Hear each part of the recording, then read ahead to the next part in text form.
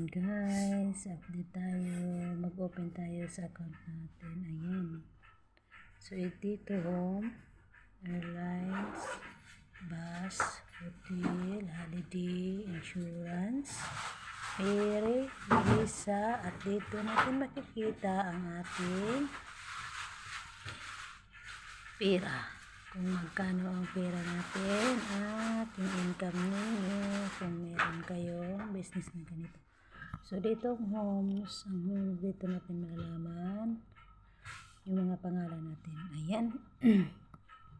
So, dito tayo sa ano ba? Airlines tayo? Ferry. Dito tayo sa ferry. Pag gusto kayo sa visa, ganun na lang. Ito ang visa. Ayan. So, from date, ayan, nakikita natin pag mag-inquire kayo. Number of adult, number of child, tapos name of embassy, type of visa, ayan, number of entries. Ayan, submit. Ayan. Pag dito naman sa ferry, to go ferry. Ayan. Okay, so basahin natin ang notes. Maximum of 8 passenger transaction. Passenger who 1 month old and below, 2 years old and below, 1 meter in height are considered infants. Infants are charged 500 head and paid at the terminal. Maximum of 2 infants per regular adult is allowed. So males and inclusive number of ability of males according to schedule and inclusive for set accommodation. Ayan. So, dito tayo pag ganito. Pag meron kayong negosyo na ganito lang gawin ninyo.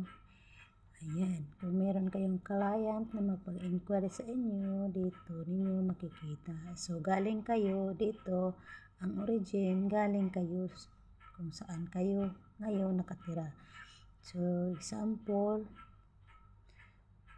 Tagbilaran City, Tagbilaran kayo. Ayan. So, magbiyahe kayo papuntang, lagay natin Zamboanga. Ayan.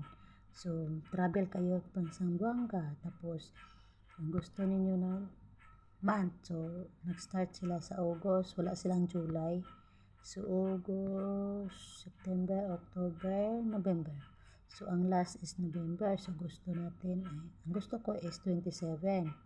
So, November 27, meron na yung mga oras, oh. So, 27 inquired.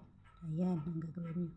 So, pag dalawa kayo, lagay nyo 2, 3, 5, 10, at hanggang 8, 8 kayo. So, itry natin kung 8. Ayan, try natin 8. Ayan. So, basahin natin para alam natin pagdating natin doon. The following accommodation, seater, sofa value, mega value, tourist, business class ay can be issued on the per bank basis. Yan. So, yan. Passenger may not be assigned within the same cluster without the same room. So, 4 available lang kung 4 states with room basis maximum 3 passenger. So, 3 lang kayo. So, ano inquire natin is 8. So, tryan natin ang 8. And allowed per room. So, 3 lang allowed sa isang kwarto. So, okay tayo. So, reminder, Tagbilaran to Zamboanga, November 37. Ayan. So, pipiliin natin. 8 kayo ha. Super value. I-click natin super value. Makikita natin dito ang babayaran ninyong 8 passenger is 20,227.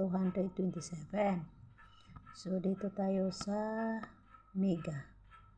Pag mega, 8 passenger, ang babayaran ninyo is 20,731. Ayan. So, sa tourist class, pindutin natin. Ang mababayaran ninyo is 22,140. So, 8 passenger. So, business class for 6, upper, lower. Ang is 24,428. So, cabin 4, so 26,988. Suite room 4, 40,330.